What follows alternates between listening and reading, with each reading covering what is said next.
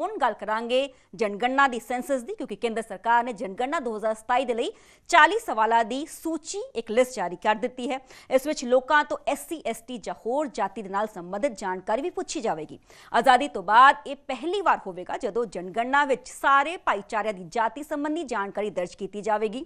ਇਸ ਤੋਂ ਪਹਿਲਾਂ ਜੇ ਮੈਂ ਜ਼ਿਕਰ ਕਰਾਂ ਤੇ 2011 ਦੀ ਜਨਗਣਨਾ ਦੇ ਫਾਰਮ 'ਚ 29 ਸਾਲ ਸਨ। ਇਸ ਵਿੱਚ ਜਾਤੀ ਦੇ ਨਾਲ ਸੰਬੰਧਿਤ ਜਾਣਕਾਰੀ ਲਈ ਸਿਰਫ SC ST ਦਾ ਵਿਕਲਪ ਮੌਜੂਦ ਸੀ।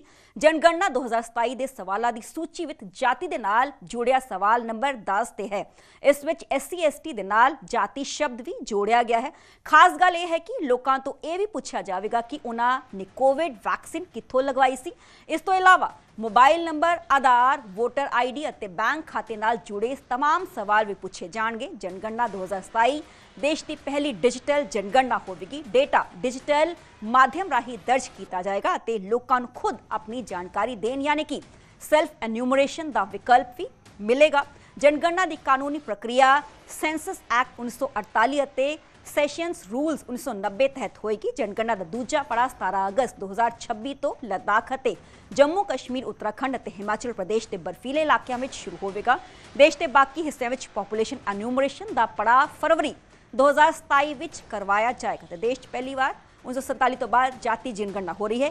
ਕਿਹੜੇ 40 ਸਵਾਲ ਪੁੱਛੇ ਜਾਣਗੇ, ਇੱਕ ਇੱਕ ਕਰਕੇ ਅਸੀਂ ਉਹਨਾਂ ਤੇ ਨਜ਼ਰ ਆਪਣੀ ਦੌੜਾਉਂਦੇ ਹਾਂ।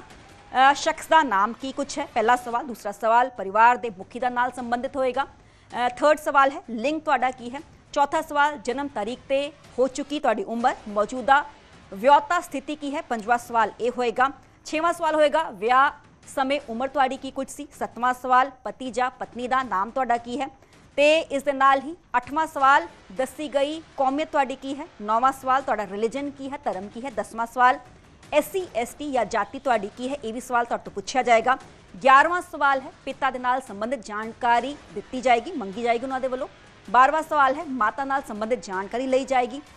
13वां सवाल है दिव्यांगता ते 14वां सवाल है मात भाषा ते होर भाषावां दी जानकारी दिती जाएगी। 15वां सवाल है साखरता ਅਤੇ डिजिटल साखरता भी पूछी जाएगी। इस नाल ही 16वां सवाल है सिक्ख्या संस्था च पढ़ाई की मौजूदा स्थिति की है। नैक्सट पूछा जाएगा 17वां सवाल सब तो उच्चा विद्यक पद्धर ਅਤੇ विशा स्ट्रीम केड़ी है। 18वां सवाल पिछले 1 साल दौरान काम किया ਜਾਂ ਤੁਸੀਂ नहीं किया।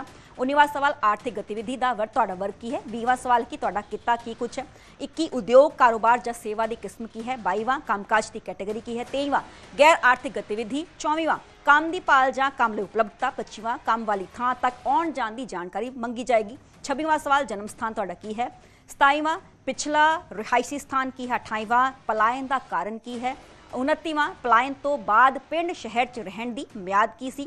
30वां सवाल पक्का रिहायशी तुहाडा पता की है। 31वां सवाल बच्चों की गिनती तुहाडी की है, किन्ने बच्चे ने। 32वां सवाल पैदा होए कुल जिंदा बच्चों की गिनती कितनी है। 33वां सवाल पिछले 1 साल दौरान पैदा होए बच्चों की गिनती की है। 34वां सवाल कोविड-19 टीकाकरण की थां किहड़ी है, कित्थों तुसीं टीका लवाया सी। 35वां सवाल कुल बैंक खातियां की गिनती किन्ने कुछ है। 36वां सवाल मोबाइल नंबर जे उपलब्ध होवे। 37वां सवाल आधार नंबर जे उपलब्ध होवे। 38वां सवाल वोटर ID नंबर जे उपलब्ध होवे।